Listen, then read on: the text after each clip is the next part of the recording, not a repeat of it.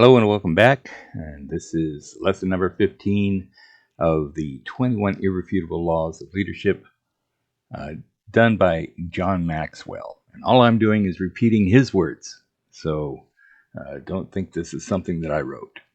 And today's lesson is entitled The Law of the Big Mo. And the Law of the Big Mo says momentum is a leader's best friend. Big Mo refers to big momentum. You can solve problems much easier if you have momentum.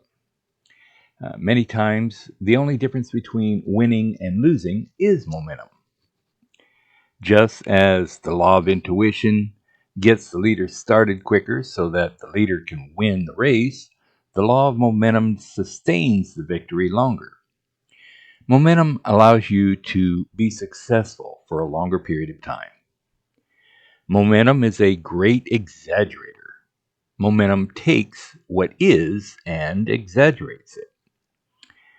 Momentum makes leaders look better than they are. When you have momentum, people think you are better than you really are. People see your momentum as a sign of leadership. Momentum makes followers perform better than they are. You always want momentum and to keep that momentum going. Paul Harvey once said, "You can tell when you have success. It is all uphill all the way." Just as positive momentum exaggerates things in a positive way, negative momentum exaggerates things in a negative way. No momentum makes leaders look worse than they are. No momentum makes followers perform worse than they are. Think about it. If you have momentum, you look better, and if you do not have momentum, you look worse. With momentum, it takes less energy to solve problems. What discourages organizations more than anything else is problems. When some problems come, the momentum begins to slow down. The reason for this is because the problem is bigger than the momentum. So the momentum needs to increase when this happens. It is the leader's responsibility to increase their momentum. When the momentum is increased, problems become easier to solve. A train traveling at 55 kilometers per hour can smash right through a concrete steel reinforced wall that is 2 meters thick because that train has momentum. If that very same train was stopped dead and you placed a 3-centimeter block in front of the front wheel of that train would not even be able to get started because there is no momentum. If you do not have momentum in your organization, there could be a 3-centimeter problem, and you won't be able to get started. The problem you're having is your problem. People think the problem that comes up is the problem, and they focus on that problem. Which in turn makes it a real problem. Sorry about that. You can either spend your life working on problems, or you can spend your life creating momentum that will get you through the problems. Momentum solves problems.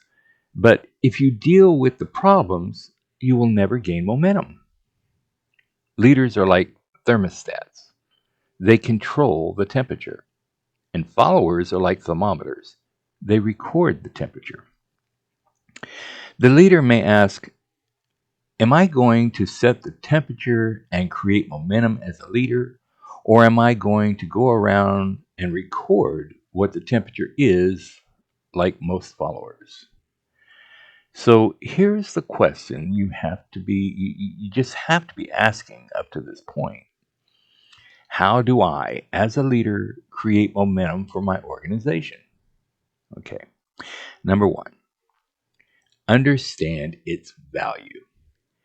To use a sports analogy, when a sports team is losing momentum, what does the coach do? He calls timeout. The coach or leader realizes the momentum is getting away from them. When you're losing momentum in your organization, call time out. It's time to huddle. It's time to talk about the issue. Number 2, figure out what the motivating factors are in your organization. There are certain things in your organization that motivate your people. If you do not know what they are, just ask your group. Go to your team and ask each one, what motivates you? What really gets you excited? What gives you energy?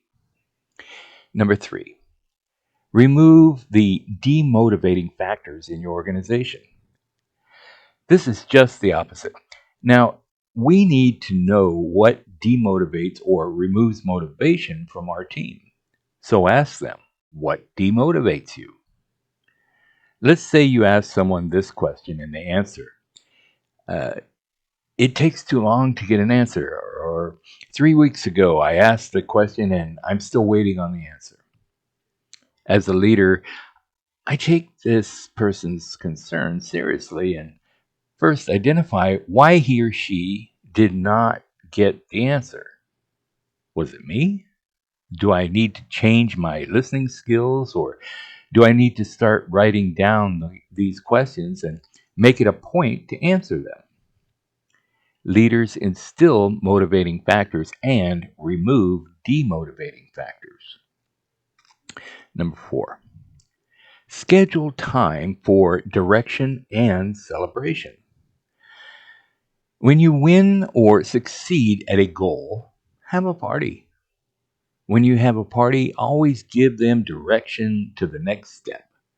At the end of the party, tell them, let me share with you where we want to go next. Number 5, recognize and honor people who move the ball forward. Give them the credit. Recognize them. Put them before the people and show them off. And number 6, practice character leadership.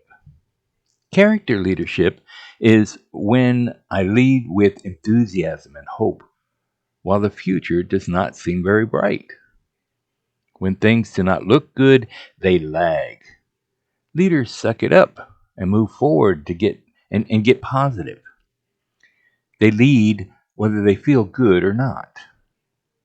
Quit waiting to feel good. Quit waiting for the first victory. If you have had loss, keep moving forward. As you go, so will the team go.